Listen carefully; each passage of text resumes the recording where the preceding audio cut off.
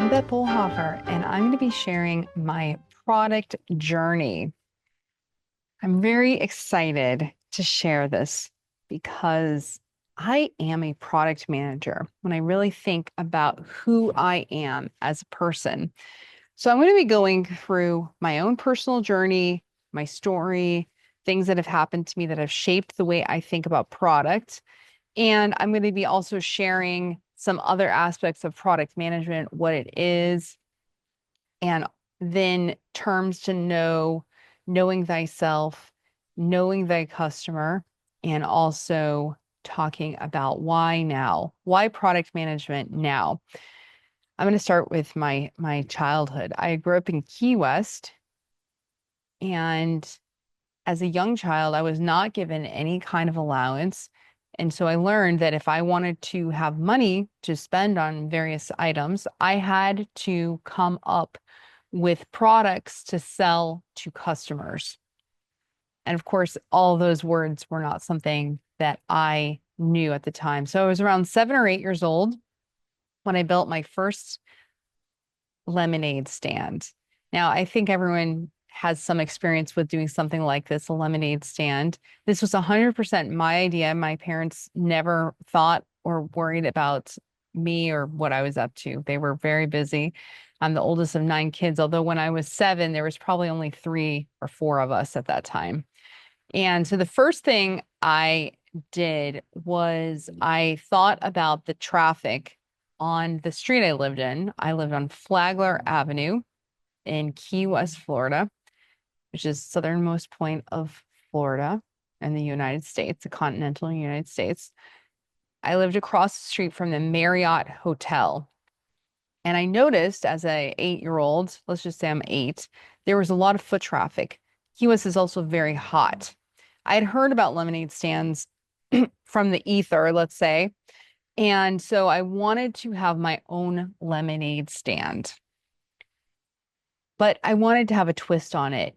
Key limes are a smaller lime that are very popular in Key West. They make key lime pie. There's a lot of different key lime products out there in Key West. And what I decided to do was make key lime freeze. Now, I came up with that name and I thought it was very clever. So first of all, I had to make the lemonade, the limeade. Then I got little cups, and I got popsicle sticks, poured it in, put it in the middle, put them in the freezer, and I was on my way for my first business. I got a little chest, ice chest, put my product in there, went out. This is all very vague. I can barely remember it. But I set up my little stand. I had a little sign, key lime freeze. I think it was 50 cents. And I started selling key lime freeze. Now, why am I sharing all this? I think there was a few things that drove me as a little tiny 8-year-old product manager. I wanted to find a good location. I wanted to take advantage of my market who were thirsty and hot. And I really put my mind in my customers' perspective and what did they want and what was the price that would make it profitable for me and interesting for them. If it was $100 key lime freeze, that's not going to sell. And I also need to cover my costs. So my little 8-year-old brain was figuring all this out as I set up my first little business. But that's not where my early childhood entrepreneurship ended. I actually started singing at Mallory Square. My father is and was a pastor and a preacher at Mallory Square. So he would take us down there regularly and he'd be preaching out there, and us kids would just run free and come up with whatever we wanted to do. And one of the first things I did was I got two of my little sisters and we sang Nat King Cole. I don't know why, right? It's like, where do I get this stuff? On the street. So we would get all like matching outfits. And this was, again, my parents had nothing to do with, because they were so busy dealing with all the other issues of trying to raise a family. They literally could care less what I was doing, which is wonderful. So we got little outfits and I would teach my sisters the songs and we had little gestures. So a blossom fell from off a tree. It settles softly on your lips. You turn to me. So we would all have these little gestures. And of course, did I even know anything about kissing? Absolutely not. So that was my second thing. And with that, really trying to maximize what the customer is looking for, which is cuteness. I realized that me and my two little sisters are cute. I was probably 11 or 12 at that time, and we were marketing the cuteness factor. So pictures, this was old cameras. This is a really long time ago for those of you who are a lot younger. It was like a camera and they would take pictures. I don't think people had videotapes at the time. This is probably 92, 93. And so we were maximizing cuteness, and I understood we had to have something snappy. People would wander off, so we had to be engaging with our customer base as they walked by. Let's go to the third one, and that is selling items. Now, I sold all kinds of things on Mallory Square. The first thing was drawings. Drawings sold like hotcakes. I learned quickly what customers want. And this is where rapid prototyping comes in. I was able to make a bunch of different kind of drawings with pen. I mean, this is like paper and crayon. We are not talking a high production value. These are not paintings. These are crayon drawings. And again, I was probably between 10 and 12 years old at this time. I would take a sheet of paper and I would draw things from coloring books. So I would look at the coloring book and that would give me the idea. And I found out through repetition and market research, which of course as a 12, 10-year-old is basically make some different kind of drawings and then see what sells. So you're testing the market. You're not going full on and just making 100 of one kind of thing and then finding out no one wants that. So islands were very popular, and my islands, I'm not a good singer and I'm not a good drawer, but I learned that I could make an island, I could make a palm tree, and then a sunset with a lot of colors, a lot of reflection of the sun on the water. And flamingos. People loved flamingos. And so I sort of figured out these are the things, these are the elements, and then I would make each one of them just slightly different. The palm tree is going this way, the palm tree is going that way. There's a different little bit of color in the sunset. And I was able to pump those out. And they, again, I sold them for like 50 cents. People loved it. And they were so excited. I would listen to my customers as they told me why they were excited. They were excited because they wanted to take home a memory of Key West. They were on their special vacation. They may have saved a lot of money for a long time to go on this special vacation, and they wanted to have a little bit of a memory to save, to bring home to their family, to their loved ones, and remember whenever they look at this little knickknack that they brought home from Key West. So that was my market. I understood it and I rapidly prototyped, which means I made a lot of iterations. So I'm dropping these words in these little examples that should be very, very simple for anyone to understand so we don't go over the top. So some of the terms you may have heard me say is, and I don't think I did say it, cost of goods sold. So when I was making that lemonade, I had to really understand the cost of the paper cups, the cost of the sticks, the cost of the limes. And then I add that all up, and that's the cost of goods sold. So if you have a price that's lower than your cost of goods sold, you're losing money on every item you sell. So the margin is the amount of profit that you make or the amount that is above your cost of goods sold.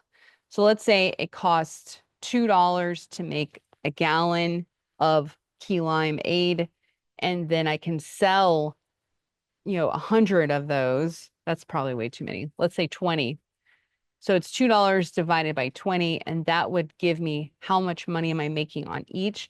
And then the margin would be how much more would I make over the cost of goods sold. All right. My third big thing that I was really doing a lot of, and this is more like maybe 14, 15-year-old self, maybe even 16, I think I may have been 16, was scrunchies. So scrunchies, if you're not a woman, it's a hair tie. It's made out of cloth. So it's something you can pull your hair back. They're beneficial because they don't rip your hair. A lot of time rubber bands will rip the hair. So scrunchies can be colorful, they can have patterns on them. It was very popular back then to wear scrunchies. I just noticed recently that scrunchies may be making a comeback, but it was very popular back then. And I think there was a long time where scrunchies were not popular. So maybe I should go back into the scrunchie business. Just kidding. So scrunchies, again, cost of goods sold were so important. And now we have labor.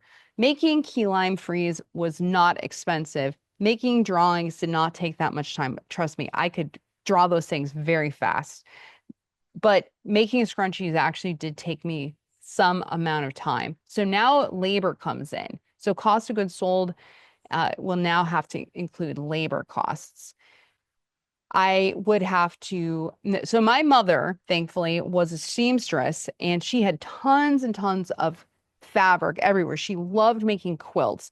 My catalog of quilting material was extensive. I was able to find a lot of fabric and use these fabrics which were bright and colorful, very Key Westy colors and patterns, and I was able to make scrunchies.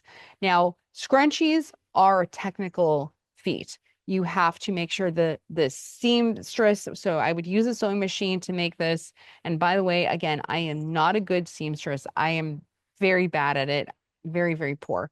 But I was able to make these, and my mom taught me how to do it. And you'd have to tie or sew the rubber band. So there's a bit of elastic inside the scrunchie, and you'd sew it around. You'd put this rubber band, the elastic in, you tie it or sew it. And there was a quality issue. I started finding that I wasn't tying it enough or tight enough, and the rubber band, the piece of elastic inside the scrunchie, once you sew it closed, it would break. So then you have a scrunchie that doesn't have any elastic in it. And of course, this is a problem. So quality becomes an issue once you start manufacturing things. I learned quickly how to improve quality, how to do it faster and faster. And then we come into sales. Now, salespeople have to be motivated by something like a commission. They usually get paid a very low base salary, and then they get a commission and bonuses that keep them motivated. Now, what I did was I first sold it at Mallory Square, like a little booth, and I had people come by and I did pretty good. But then I decided to go door to door. And this was one of the best things I ever did for myself and getting myself out of my comfort zone. I would go door to door with my big basket of scrunchies and knock. This is called cold calling sometimes. Knock on the door and say, "Hi, I have scrunchies for sale." Now, that little sales pitch has to connect with your market. And every time someone would open the door, it'd be a different random person. It could be an old guy, it could be a young guy. They don't know what scrunchies are. And by the way, even men with long hair don't want to put a colorful, fun thing in their hair. It's just not, very rare, very rare. I heard all kinds of excuses, and it was really fun to find ways to combat or come back on the excuses. So one day someone said, "Oh, I'm on a diet." I'm like, "Well, it's not a food." It was such a good thing for me as a young person to get out there and handle rejection after rejection after rejection. And I even made a sales projection of how many scrunchies do I have to sell to buy a car. Yes, that was the level of focus I was bringing to that. But one day, another really important thing to be aware of as a product manager is competition. And I was at the dollar store one day and I saw a huge, huge basket full of scrunchies. Now, were they as high quality as mine? Of course not. Were they the pretty colors that I had? Of course not. But the truth is, there is a person who wants to pay for that very high quality, very, very special product. And those are very rare and hard to find. Most people want to settle for a cheaper item that gets the job done. So you have to think about quality attributes. What is the differentiation between your product and the competition? And what I found in the scrunchie market is that people don't really care that much about their scrunchies being that much higher quality. And they were fine with going to the dollar store and getting 3 scrunchies for $1. Now, I did the math. I looked at my cost of goods sold, my labor, my time. It wasn't worth it for me to be able to sell scrunchies anymore with that competition. And so I went out of the scrunchie market, unfortunately. And I did have a nice little inventory, which I used for the next few years before they all wore out and broke and I had to throw them away. But I think it's really important when you're going into a market to understand the competitor and how many customers want to spend a little extra for quality, or are they really all about getting the bare bones? And what does that exactly mean? When you really get into a specific product category, you need to understand what is the level of comfort for the different quality attributes, which we can break it down with scrunchies as the pattern of the fabric, the quality of the fabric, the color scheme, how unique that is. And then, of course, technical quality. When you pull it, is it going to break? How long will it last? Will it last for a full year? Will it last just 3 or 4 uses? And then you need to be able to either really sell that to customers, or you have to find the customer who's very willing to pay a lot of money for higher quality and understands. You could call those sophisticated customers. So let me just back off a little bit and explain some more of these terms as I'm going through my stories as a child entrepreneur. The way you make money in a product is either you sell a few very high margin products, meaning that the sales price to the customer is very high and your cost of goods sold is very low, or you sell a lot of products with a very small margin. So each product you just make a little bit of money, but you're selling at scale so you can really sell a lot of them, and that way you add up. Two more important phrases and terms to know: capital investment and operations investment, or ongoing operation costs. So capital investment for me as a scrunchie maker was all that fabric and materials and time creating the product up front. Operations would be like the cost of my bike repair to bike around the neighborhoods and my own time. So that's an operations cost that goes on and on. So when you're building a product, let's think about the iPhone, right? The iPhone has a huge amount of capital investment. It is a massive amount of researchers and teams and material scientists understanding and innovating and making breakthroughs in physics, right? It's such a huge capital investment. And when you think about the operations, it's going to be running the iPhone, Apple Store, and customer service, and the operations of the website where you're selling. So you really need to think about, are you a very high capital market investment and then very low operations? If you're high capital and high operations, which means maybe you have extremely talented and well versed and highly technical salespeople, that's a very high operating cost. Or maybe you have a ton of maintenance that has to be done, or the website that you're selling or the store that you're selling it in, it's very expensive to run that store. That is going to be a thing you need to think about as you're planning your product. Let's talk about restaurants. So restaurants have a lot of high capital investment. You have to get a location, you have to get the oven, you have to get certified. There's a lot of stuff up front. And then the high operations. You have to have all the food, you have to have the labor, you have marketing, on and on.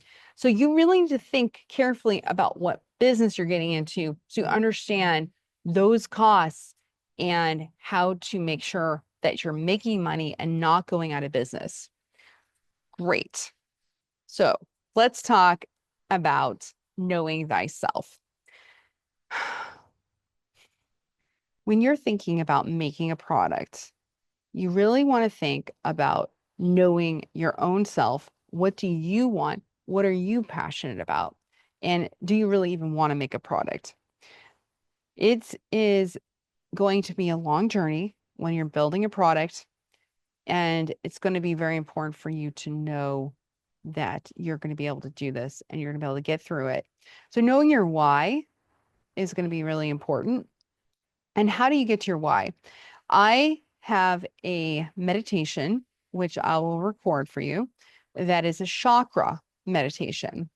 I'm a yoga teacher, and I have found that the chakras, which are basically parts of the body, can really help us as we are getting to know ourselves and thinking about a product to bring to market. The other thing that I think is very interesting when you're thinking about yourself and where you are and how to build a product for yourself and for your customers is love languages. Love languages. So I'm going to have another meditation where you can really think about your love language and how that informs what is it that you want? What is it that you want to bring to the world and to get love back from your customers? All right. Now let's talk about knowing your customer. So I gave some tips on knowing your customer here and there during my little story.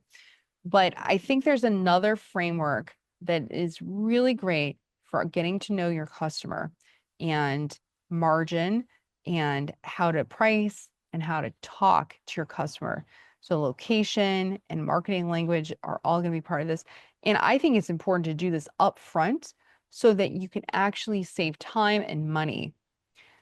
It's called spiral dynamics. Now, spiral dynamics was, of course, not created in order to build products, but I think it's a very important thing when you're thinking about creating a product way up front before you build anything. Because let's just say this, if you're building an enlightenment product, let's say like the Calm app, right? That's for someone who's trying to get enlightened and maybe find peace. But your customer base is in a country that's war torn, and maybe every day they don't have electricity, they're looking for food.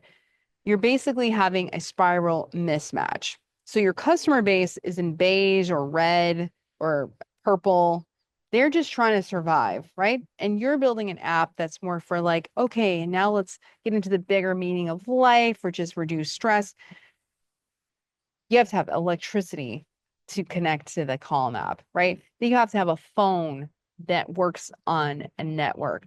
So it's really important to understand what you're trying to build and your customer base. And that's just a very obvious and big example. But spiral dynamics, so I'm going to have a little series on spiral dynamics and how to meditate on the different areas of the spiral so that you can try to find out, are you talking the same? Are you building a product that matches, or is it something that is 100% going to miss your customer?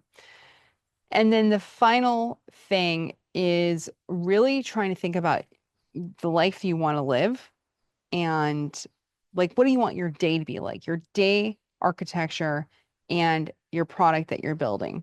So the other day, I was thinking about having a service where I take office workers out to the field and bring them on a field trip so they can see they're real workers out in the field. And so they have empathy and they understand both sides of the business, the back office and the front tech. And then I was thinking about my life. I would have to travel all the time because those customers who are hiring me to run this service, they're not probably in my town. I'm going to have to be flying everywhere. I'm going to have to be driving. I'm doing a ton of logistics. And unless I'm going to hire a lot of other people, which probably won't happen for many years as the business gets going, it's just not my day. It's not the day I want. So I really think you need to think about the day that you want and make sure you're not building a business that may be profitable and really great, a lot of great things, but the amount of stress and work that you're gonna have to do to get there, maybe many years before you have like a team you can outsource it to who are running that operations. So really take a moment, and I can also obviously lead a meditation for that, where you're thinking about your day and how you want to live. Do you want to wake up every morning and have a fire and just have to deal with all kinds of fires? Do you want to have a job where you're up most of the night a lot of times? Do you want to have to work on the weekends because you're in some kind of fast, like for instance, any kind of thing with the news or restaurants? You're going to have a lot of fires going on, right? And you're going to have to be there. As much as you think you're like, oh, I'm just going to give it to someone else, trust me, for a few years, if not maybe 10 years or more, you're going to be in the mix because the company is going to need you as the CEO and product owner. So you really need to think about what is it that you want to do with your day. And if you love that kind of emergency room energy and fires and waking up every morning with a big disaster, then go for it. That's great. But if you're the kind of person who wants to have more like time to think deep thoughts and have a schedule that's very set in place where you know what's happening each part of the day, you schedule meetings a few weeks ahead of time. You just need to think about that. So think about your personality type, what you want to be doing with your day as you head into building a product. All right, now I'm going to talk about why now. Why am I doing this session now? I've been in tech for 23 years. And honestly, if you think about it, I've been building products and services since I was an 8-year-old. All right, that's a long time ago. Why am I talking about this right now? Well, first of all, I did write a book on product management, which I never published back in 2020, but I really am seeing some shifts in the world. And it's probably going to just be technology shifts, but I think there's also some other big key features. Number one is being able to research, prototype, and create a minimal viable product faster than ever. And when I was young, obviously I was lucky because I was able to draw various drawings and then see which one worked. Well, that's almost what you can do nowadays. You can put out products into the world in a variety of ways using social media or websites or maybe partnering with someone else. You can put things out and just see what's resonating. And you can measure so much better. You can actually get responses from people quickly and find out, is something catching on? Is this a need? And also, what's the price point? So you can actually test. And I can go into some of those details more in my book that accompanies this video. So when you're thinking about like why now, you can reduce the risk, reduce the pain and suffering of creating a new product. And then let's just talk about building the product. You can hire a software engineer who basically is managing a team of AI coders, and they're building code, and this software engineer, he or she, is overseeing a whole team of code builders. So it's not like you don't need to hire a software engineer, or maybe you are a software engineer. It's just reducing the amount of people you need to get that minimal viable product done. Now, AI, of course, has a lot of flaws that we all know about, and they're getting better and better, but you can just get a lot more done. You can also use AI to do brainstorming about different problems that you're running into. So it's like having a co-founder or a few different partners where you can really think outside the box and try to figure out how to solve the problems that you're seeing. Another thing is gatekeepers. So in the old days, there was a lot of gatekeepers. So let's say you have a special kind of training you want to do. You can very quickly get out there and get your training into the hands of the people who need that versus the old days. Maybe you had to find a production studio, you had to get recording equipment, buy a huge camera. Remember those really big cameras, and then put it on a VHS tape and then find someone to sell your VHS. Like the gatekeepers are so minimal. It's very low cost to make something, put it into the market, and start seeing if it's resonating with anyone out there. Another thing that's happening is just your ability to see challenges. I recommend staying local and finding things for your demographic, for yourself or your neighbors or your family members. But you can also see challenges across the globe and you can start innovating. Maybe you take one paradigm and bring it to another space. And I'm going to give you an example. So I've been in tech for my whole career, have a computer science degree, and then I decided to start my own software company, but it's like my software company is like half my day or less. And I really wanted to do other things. So I actually got trained as a yoga teacher, and I started working with yoga in teaching yoga at various places. And really, this happened organically. Is I started finding students who are more senior, and then I started understanding what are my seniors needing, and then I took certifications to help myself get trained to help my seniors.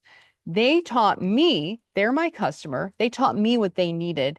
I got those tools, and then I used yoga as the platform to build customized classes for these folks that I love. And when I go into that chakra meditation, I'm going to help you think about the people you love, which is coming from the heart chakra, and how do you serve those people using the rest of those chakras. So that's an example of how I was able to see a problem in the world, be able to use my skills and learn how to help those folks, and then build a product or a service. In my case, it's a service to help them. And that's just one example. And I'm able to market myself and put out videos to help my students. And it's really, and of course, with the internet, I can teach students from anywhere in the world. And so, and of course, I have tons of material on my website that I'm able to produce and help and serve my customer base. All right. So today I've gone over my own story. I've defined a lot of terms that you need to know as a product manager.